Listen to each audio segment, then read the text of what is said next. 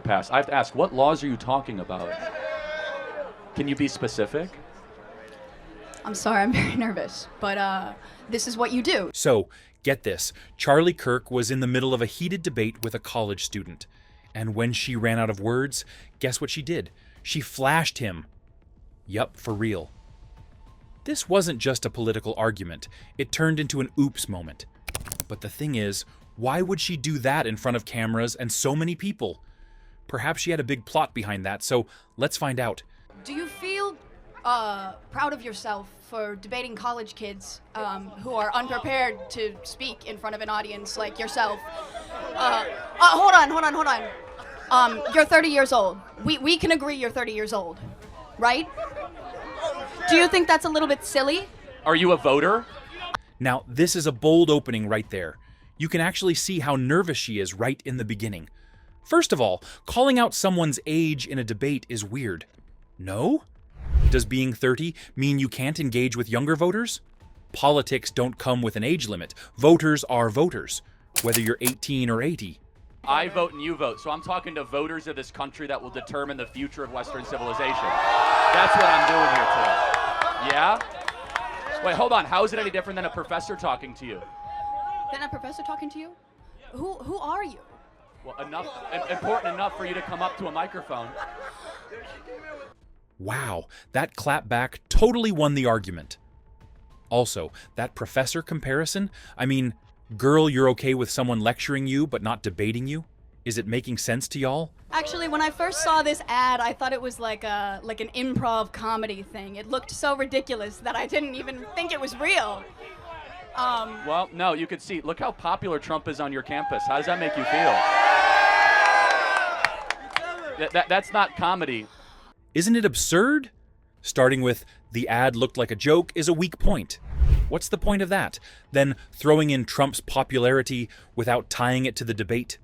But guess what? Because she's probably going to lose Pennsylvania. Look. But no, I just want to be clear.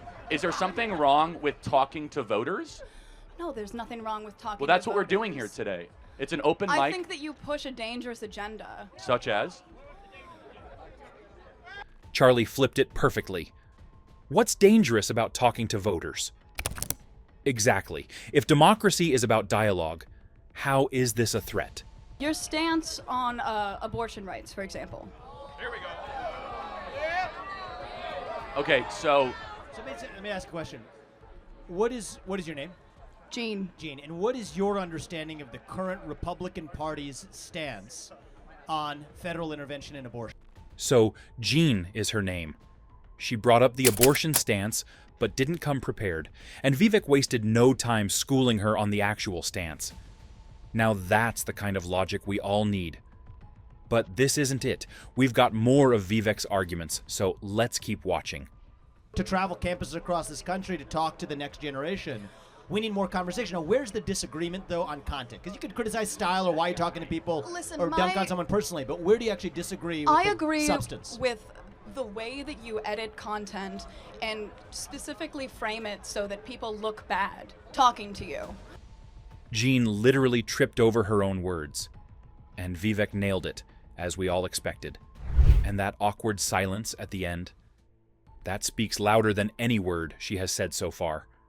With the conservative movement, with Donald Trump, with Charlie Kirk, perhaps with myself. I was a presidential candidate last year. I think we need to talk about that more in the open. And the more we do, the stronger our country is going to be. We got a long line of people, but I want to hear from you one substantive area where you have an authentic disagreement, and I'd be glad to address it. I'm sure Charlie would too. I have to say, this was a masterclass in turning the heat back on the challenger. It just shows us all that. If you're calling out someone big, Charlie Kirk, Trump, or anyone, be ready to bring real disagreements. Ah, here we go, finally. An actual disagreement, but Some of the laws that are being pushed in Congress that are against the LGBTQ community and the trans community. Okay, so let's talk about that. I'm going to give you my view, and then I want to hear yours. Okay. My view is that if you're a fully grown adult, 18 or above, you're free to live how you want, dress how you want. really? the issue gets brought up, and it's just against LGBTQ+ and trans communities.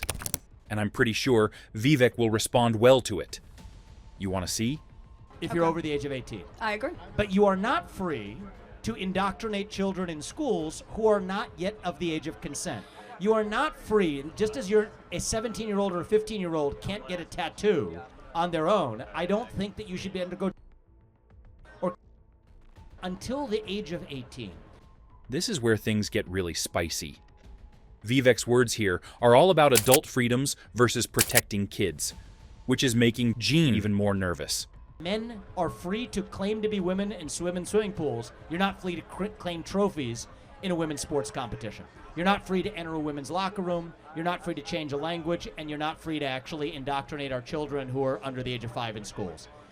Do we agree on the fact that adults should be able to live freely while still treating children differently? If so, we're on the same side of this issue.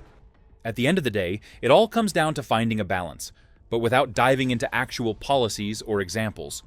This just sounds as if the opinion has no O. I agree with the majority of what you said. However, I don't think that you're understanding the implications of the laws that are trying to be passed.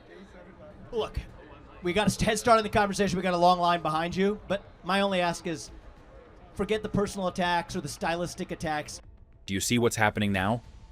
Vivek's trying to take the convo back to the facts, but she's not letting go. She is just like that one person who just doesn't get that the debate is over, so they keep circling the same points. The issue? She's agreeing, but not actually adding anything new. That's the issue. Hold on. But he intentionally tried to provoke substance out of you. So, Charlie's getting visibly frustrated, trying to get some actual substance out of her. And this girl decides, yep, time for a wardrobe malfunction. And you said, well, I'm worried about some laws Congress should pass. I have to ask, what laws are you talking about? Can you be specific? I'm sorry, I'm very nervous, but this is what you do. This is what you do. You take people and you put them under the spotlight, and you. Well, hold on. I didn't ask you to come up here. You voluntarily came to the front of the line. She literally pulls down her shirt mid-debate, like it's the only thing she wanted to do and intended to do when she came here. You can't make this stuff up. Imagine being in a debate, making logical points, and then boom, someone's trying to distract you with that? Or maybe trying to get you banned because they have no real talk to make you lose. At this point, the only thing anyone's focused on is the awkwardness of it all. I don't think those do you laws know actually about, exist, but I don't blame you if Listen to that's me. what the cable media is feeding you. But let's get to the specifics, and then we're able to actually have an open dialogue. And that's one of the things I've learned. Vivek smartly puts the focus back on the real issues, reminding her and the audience that what she's hearing might be twisted by the media. Over the last 20 years. I think that the that's issue part is of- we're getting our part of media learning from our different country. sources. Both people are getting media from these skewed sources. The facts that you're presenting are not always correct.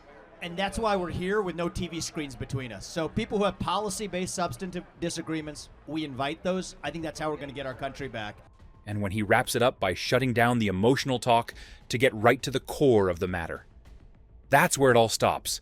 I mean, that is the way you handle these things. 18 or above, you're free to live how you want. You're not free to force that onto somebody else, or especially kids. And if we agree on Thank that, you we very make some much. progress. Thank you. Now hear me out. Jean's whole approach was as if her plan was to throw Charlie off track and get him banned from YouTube for something wild. She probably thought, if I can't win the debate, maybe I can win the attention game. And honestly, mission accomplished. She might not have made a point, but she sure made a scene. Right, folks? MAGA social media accounts were also all over the theory that the girl flashed Charlie Kirk on purpose to get his YouTube account banned. Since YouTube doesn't allow nudity, they thought it might be some kind of strategy to get him in trouble. And guess what? Charlie, not missing a beat, uploaded the video with the caption, "Did hater try to flash Charlie Kirk to get him banned on YouTube?" So, what do you think? Was it all intentional? Do let us know your views in the comments below. If you like this video, hit the subscribe button and press the bell icon so you are notified as soon as we upload our next video. Thanks for watching.